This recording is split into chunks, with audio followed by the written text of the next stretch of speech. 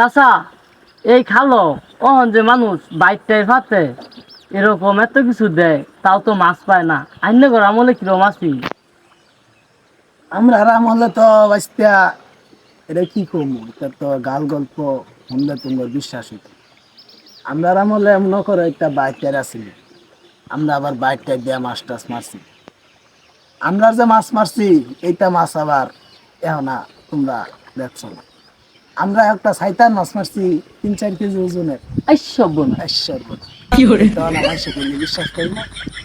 তখন একটা 1 কেজি ওজনের হইল পাইলে 3 বাড়ির মানুষে জানে 1 কেজি ওজনের হইল তো আমরা সুন্দর টানি না।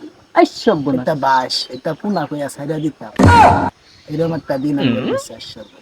আইসব বোন এই খাল যে দিছে এই যে যে পুল, তখন তো মনে করো পুল আসিল না বাতিজা, তখন যদি পুল থাকতো এমনও মাছ গেছে এই পুলের মধ্যে বাইজা পড়তো।